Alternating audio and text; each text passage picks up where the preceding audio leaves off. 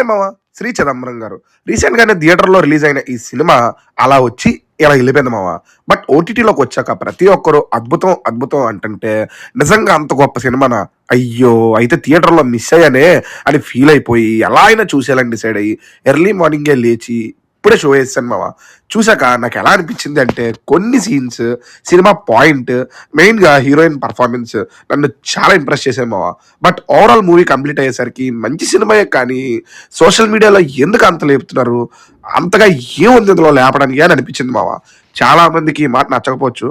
But emotions మీద run అవ్వాల్సిన ఈ సినిమాలో ఎమోషనల్ కంటెంటే చాలా తక్కువ ఉంది అని నా ఫీలింగ్ మావ. ఏదో సరదా సినిమా చూస్తున్నాం అనే ఫీలింగ్ తప్పితే మెయిన్ క్యారెక్టర్ ఒక ప్రాబ్లంతో బాధపడుతున్నాడు అయ్యో అనే ఫీల్ అయితే నాకు కలగలేదు మావ. దీనికి నా దగ్గర ఒక సమాధానం ఉంది. ఫస్ట్ హాఫ్ లో హీరోని అందరూ సినిమా టైటిల్ తో పిలుస్తారు.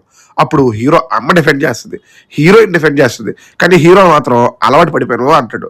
అలా హీరో అనేసిన తర్వాత మనం ఇంకా క్యారెక్టర్ కి సింపతి ఎందుకు చూపిస్తాం మావా? అలా అని హీరో బాధను చూపించడానికి ఎక్కువ రన్ టైం తీసుకున్నారా అంటే ఫస్ట్ హాఫ్ లో 2 సీన్స్ పెట్టి ఆ క్యారెక్టర్ ఎమోషన్స్ కి కనెక్ట్ అయిపోమంటే ఎలాగా? ఇక్కడ అదే ప్రాబ్లం అవ్వ. పోనీ సెకండ్ హాఫ్కి వచ్చాకైనా ఎమోషన్స్ వర్కౌట్ అవుతాయా అంటే హీరోయిన్ హీరో దగ్గరికి రావటం, హీరో దూరంగా వెళ్ళిపోవటం, ఇదే ప్లే లాస్ట్ 20 నిమిషాల వరకు జరుగుతూ ఉంటుంది మావ. ఇంటర్వెల్లో హీరోయిన్ ఏం చెప్తుందో చిన్న పిల్లాడికైనా అర్థమైపోతుంది, కానీ హీరో మిస్అండర్స్టాండ్ చేసుకుంటాడు. అదే సీన్ ని మళ్ళీ రిపీట్ చేస్తారు, అప్పుడు కూడా సేమ్ మిస్అండర్స్టాండ్ చేసుకుంటాడు. మళ్ళీ లాస్ట్ లో హీరో ఫ్రెండ్ హీరోకి చెప్తే అప్పుడు తనకు అర్థమైపోయి తను రిలీజ్ అయిపోయి కన్విన్స్ అయిపోయి హీరో దగ్గరకు వచ్చేస్తాడు. ఇలా పేపర్ మీద కన్వీనియంట్ గా రాసుకున్నట్టే ఉంటాయేమో సీన్స్. బట్ సినిమా విషయంలో మాత్రం మంచి సినిమాయే అని అనిపించేలా చేసే ఒకే ఒక సెట్ యాక్టర్స్ పర్ఫార్మెన్స్ మావా. మెయిన్ గా హీరోకి ఎక్కువ స్కోప్ ఉండే ఈ సినిమాలో తన క్యారెక్టర్ షైన్ అయ్యేలా చేసుకుంది అంటే తన పర్ఫార్మెన్స్ క్యాలిబర్ మనకి అర్థం అవుతుంది మావా. చిన్న చిన్న ఎక్స్ప్రెషన్స్ అమ్మాయి కళ్ళల్లో భలే వర్కౌట్ అయ్యాయి నాకైతే. బట్ ఇక్కడ ఇంకో ప్రాబ్లం కూడా వచ్చింది మావా. సినిమా జరుగుతుందేమో గోదావరి జిల్లాలో, బట్ చాలా చోట్ల ఉత్తరాంధ్ర స్లాంగ్ ఉంటది, కొన్ని చోట్ల నార్మల్ స్లాంగ్ ఉంటది. ఆ విషయంలో కొంచెం కేర్ తీసుకుని ఉంటే బాగుండు అనిపించింది. ఇక ప్లస్ లో మైనస్ల గురించి తెలుసుకునే ముందు స్టోరీలోకి వెళ్తే తనకున్న మెల్లకన్ను వల్ల సాల్మన్ తన ఊర్లో ఎలాంటి ప్రాబ్లమ్స్ ఫేస్ చేశాడు అనేది సినిమా బేసిక్ పాయింట్ మావా. ఇక ప్లస్ పాయింట్స్ విషయానికి వస్తే యాక్టర్ల పర్ఫార్మెన్స్ మావా. మెయిన్ గా హీరోయిన్ పర్ఫార్మెన్స్ నాకు చాలా బాగా నచ్చింది, మిగతా వాళ్ళు కూడా చాలా బాగా చేశారు. విజువల్స్ బాగున్నాయి, డైలాగ్స్ చాలా చోట్ల వర్కౌట్ అయ్యాయి, సాంగ్స్ సినిమా ఫీల్ కి తగ్గట్టు బాగున్నాయి మావా. ఆర్ట్ డిపార్ట్మెంట్ వర్క్ కూడా చాలా బాగుంది మావా. సినిమా ఐడియా చాలా ఫ్రెష్గా ఉంది, లాస్ట్ 20 minutes మంచి ఎండింగ్ ఇచ్చారనే ఫీల్ అయితే క్రియేట్ అయింది.